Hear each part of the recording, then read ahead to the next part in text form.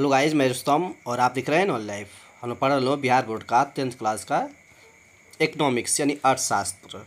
हम लोग chapter number 1 पढ़ चुके हैं। अभी पढ़ने जा रहे हैं चैप्टर नंबर 2, जिसका नाम है राज्य एवं राष्ट्रीय आय। अगर आप चैनल में पहली बार आए हैं तो चैनल को सब्सक्राइब करें और वीडियो को लाइक करें, और प्लेलिस्ट में जाकर के आप हिस्ट्री क्लास भी देख सकते हैं। हम लोग इस चैप्टर में राज्य एवं राष्ट्र की आय के अध्ययन करेंगे, यानी कि देश और उसके अंदर अर्थव्यवस्था की स्थिति है ना। किसी देश में एक साल में कितने वर्ष वस्तु मतलब चेंजिंग हुआ है। अब पढ़ेंगे आय किसे कहते हैं। तो समाज का हर व्यक्ति अपने परिश्रम के द्वारा जो अर्जित करता है वह अर्जित संपत्ति उसकी आय मानी जाती है। व्यक्ति को प्राप्त होने वाले आय मौद्रिक मूल्य के रूप में अथवा वस्तुओं के रूप में हो सकता है। अर्थात जब कोई व्यक्ति किसी काम के बदले में कुछ पारिश्रमिक प्राप्त करता है उसे हम आय कहते हैं उस व्यक्ति का। ये अनाज हो सकता है, ये ज़मीन हो सकता है, ये पैसा हो सकता है, या उसके बदले में मिलने वाला कोई वस्तु हो सकता है। अर्थात जब कोई व्यक्ति किसी प्रकार का शारीरिक अथवा मानसिक कार्य करता है और उस कार्य के बदले में जो कुछ पारिश्रमिक यानी मेहनताना मिलता है उसे उस व्यक्ति का हम आय कहते हैं। जैसे मजदूर आपके घर काम करता है और शाम में आप उसको जो मजदूरी देते हैं वह उसका आय कहलाता है। उसी तरह से कोई शिक्षक स्कूल में पढ़ाता है तो उसको मंथ में जो पैसा मिलता है उसे मासिक आय यानी कि वेतन कहते हैं, वो भी आय है। अब पढ़ते लो बिहार का आय। चूँकि हम बिहार में रहते हैं तो बिहार की आर्थिक स्थिति जानना जरूरी है। यहाँ पे लिखा है, हम सामान्यतः हम यह जानते हैं कि गरीबी को जन्म देता है। इसी कथन को प्रसिद्ध और शास्त्री रेगनर नरकश ने गरीबी के कुचक्र के रूप में व्यक्त किया है। तो आपसे पूछेगा गरीबी का कुचक्र सिद्धांत किसने दिया था? रेगनर नरकश ने दिया था। पूछेगा रेगनर नरकश ने गरीबी के चक्र के बारे में क्या कहा था? तो उसने कहा था गरीबी को जन्म देती है। भारत के 28 राज्यों एवं 8 केंद्र शासित प्रदेशों में सर्वाधिक प्रति व्यक्ति आय वाला राज्य चंडीगढ़ है। फिर गोवा में प्रति व्यक्ति आय 54,850 रुपये है तथा दिल्ली में 50,565 रुपये बताई गई है। तीसरे स्थान पर हरियाणा ने पंजाब को पीछे छोड़ दिया है और तीसरे नंबर पर आ गया है। अब हम पढ़ते हैं राष्ट्रीय आय यानी पूरे भारत का आय।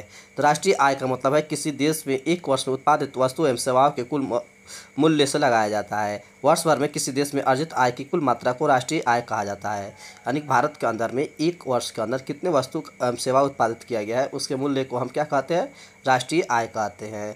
राष्ट्रीय आय की धारणा को हम निम्नलिखित आयामों के द्वारा स्पष्ट कर सकते हैं। यानी कि हम राष्ट्रीय आय की धारणा को एक एक करके देखते हैं। सबसे पहले है सकल घरेलू उत्पाद। इसको बोलते हैं ग्रॉस डोमेस्टिक प्रोडक्ट यानी कि GDP। दूसरा है कुल सकल घरेलू उत्पाद यानी राष्ट्रीय उत्पाद, है ना, ग्रॉस नेशनल प्रोडक्ट GNP इसको बोलते हैं GNP। इसी तरह से शुद्ध राष्ट्रीय उत्पाद यानी नेट नेशनल प्रोडक्ट यानी कि NNP इसे बोलते हैं। ठीक है, इस तरह से GDP, GNP और NNP 3 ठो राष्ट्रीय आय की धारणा है जिसे हम लोग इसमें व्यक्त करते हैं। अब है सकल घरेलू उत्पाद यानी GDP। एक देश की सीमा के अंदर किसी भी दी गई समय अवधि में प्रायः जो एक ही वर्ष होता है में उत्पादित समस्त अंतिम वस्तुओं तथा सेवाओं का कुल बाजार या मौद्रिक मूल्य उस देश का सकल घरेलू उत्पाद यानी GDP कहलाता है। यानी भारत के अंदर में एक वर्ष के अंदर में जितने वस्तुओं का निर्माण हुआ होगा, जितने सेवाओं का निर्माण हुआ होगा, उन सब के बदले में जो पैसा आय प्राप्त हुआ होगा उस सब क्या कहेंगे? GDP कहेंगे, यानी भारत का GDP। इसी तरह से हम पढ़ते हैं कुल या सकल घरेलू उत्पाद यानी GNP।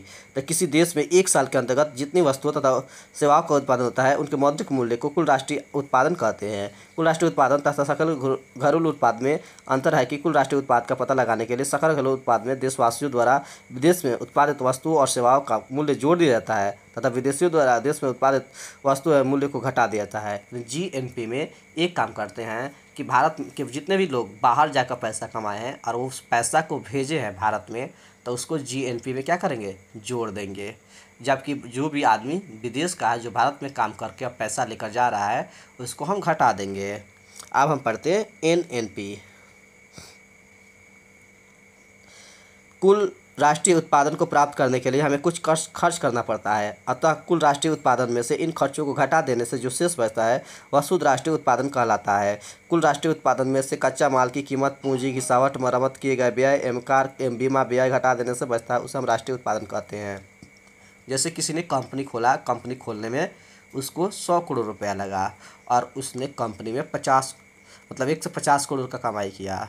तो उसका कुल उत्पाद कितना हुआ? सिर्फ 50 करोड़, क्योंकि 100 करोड़ रुपया तो उसका अपना पूंजी था जो लगाया था। अब हम पढ़ते हैं भारत का राष्ट्रीय आय ऐतिहासिक परिवेश में।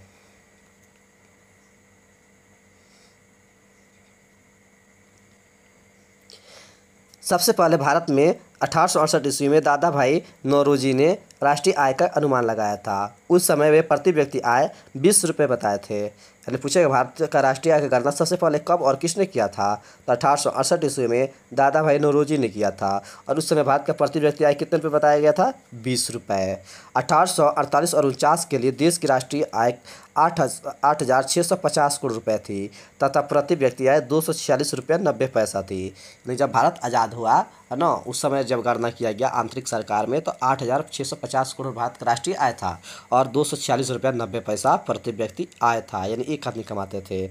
1954 ईस्वी में राष्ट्रीय आंकड़ों का संकलन करने के लिए सरकार ने केंद्रीय सांख्यिकी संगठन यानी कि सेंट्रल स्टैटिस्टिकल ऑर्गेनाइजेशन, जिसे बोलते CSO की स्थापना की गई। यह संस्था नियमित रूप से राष्ट्रीय आय के आंकड़े प्रकाशित करती है ना, यानी हर साल। अब हम लोग पढ़ते हैं प्रति व्यक्ति आय यानी PCI, पर कैपिटा इनकम। राष्ट्रीय आय में देश की जनसंख्या से भाग देने पर जो भागफल आता है उसे हम प्रति व्यक्ति आय कहते हैं। इससे हम लोग फर्स्ट चैप्टर में पढ़े थे। यहाँ पे एक फार्मूला भी है, प्रति व्यक्ति आय बराबर होता है राष्ट्रीय आय बटा कुल जनसंख्या। PCI equal to national income by total population. भारत का राष्ट्रीय आय काफ़ी कम है तथा प्रति व्यक्ति आय का स्तर भी बहुत नीचा है। विश्व विकास रिपोर्ट के अनुसार वर्ष 2007 में भारत की प्रति व्यक्ति आय सिर्फ 950 डॉलर था। भारत की प्रति व्यक्ति आय अमेरिका के प्रति व्यक्ति आय का लगभग 1/48 है। यानी कि अमेरिका में एक आदमी जितना कमाते हैं उसमें से भारत के 48 आदमी उतने रुपए कमाते हैं। अमेरिका का प्रति व्यक्ति आय $46,040 है, जबकि इंग्लैंड का प्रति व्यक्ति आय $42,740 है। बांग्लादेश का प्रति व्यक्ति आय $870 है। राष्ट्रीय आय की गणना में कठिनाइयाँ भी होती हैं और कई तरह की कठिनाइयाँ होती है। यहाँ पे हम सबसे प्रमुख 3 कठिनाइयाँ पढ़ते हैं। पहला है आंकड़े को एकत्रित करने में कठिनाई, क्योंकि बहुत सारे लोग ब्लैक मनी रखते हैं जिससे हमें आंकड़ा निकालने में दिक्कत होती है। बहुत सारे लोगों के पास अकाउंट नहीं है, वो पैसे को कैश में रखते हैं, तब भी दिक्कत होती है। लिखा है दोहरी गणना की संभावना, यानी कभी कभी एक ही पैसा को 2 बार गिन लिया जाता है। जैसे कोई आदमी विदेश से पैसा भेजा मनी ट्रांसफ़र से, सरकार के अकाउंट में वहाँ भी काउंट हुआ और वहाँ से आपने उठाकर अकाउंट में डाल लिया, तो एक ही पैसा को 2 बार काउंट कर लिया गया। इसी तरह से मूल्य मापने में कठिनाई, यानी कि किसी वस्तु का जो पुराना हो चुका होता है या उसका दाम लगाना या ज़मीन वगैरह का मूल्य नापने में कठिनाई होती है। चलिए अब हम देखते हैं विकास में राष्ट्रीय एवं प्रति व्यक्ति आय का क्या योगदान है, यानी भारत के विकास में ये दोनों किस तरह से भूमिका निभा रहे हैं। किसी भी राष्ट्र की संपन्नता अथवा विपन्नता यानी अमीरी और गरीबी वहाँ के लोगों के प्रति व्यक्ति आय या संयुक्त रूप से सभी व्यक्तियों के आय के योग से है राष्ट्रीय आय कहते हैं, ठीक है, के माध्यम से जाना जाता है। राष्ट्रीय आय का प्रति व्यक्ति आय ही राष्ट्रीय आर्थिक विकास का सही मापदंड है, यानी यही दोनों से हम राष्ट्रीय विकास को माप सकते हैं। बिना उत्पाद को बढ़ाए लोगों की आय में वृद्धि नहीं हो सकती है और न ही आर्थिक विकास हो सकता है। राष्ट्रीय आय एवं प्रति व्यक्ति आय में परिवर्तन होने से इसका प्रभाव लोगों के जीवन स्तर भी पड़ता है, यानी कि प्रति व्यक्ति आय बढ़ेगा तो लोगों का खाना, कपड़ा, रहन सहन, शिक्षा, स्वास्थ्य अच्छा होगा और नहीं होगा तो नीचे जाएगा उनका स्वास्थ्य। ठीक है, जिस अनुपात में राष्ट्रीय आय में वृद्धि होती है, यदि उसी अनुपात में जनसंख्या में वृद्धि हो रही है तो समाज का आर्थिक विकास नहीं बढ़ सकता है, क्योंकि जनसंख्या बढ़ रहा है और सारा अर्थव्यवस्था उसको खिलाने में खर्च हो जा रहा है, इसीलिए देश का विकास नहीं हो पाता है। यदि राष्ट्रीय आय एवं प्रति व्यक्ति आय में वृद्धि होती है समाज के आर्थिक विकास में भी वृद्धि होगी तथा राष्ट्रीय आय एवं प्रति व्यक्ति आय में कमी होने से समाज में आर्थिक विकास में भी कमी आएगी। इस तरह से हम लोगों ने चैप्टर नंबर 2 को समाप्त कर दिया। अब हम चैप्टर नंबर 3 पढ़ेंगे नेक्स्ट वीडियो में, मुद्रा, बचत एवं साख। तब तक के लिए आप बने रहिए नॉलेज लाइव के साथ। Bye bye, take care.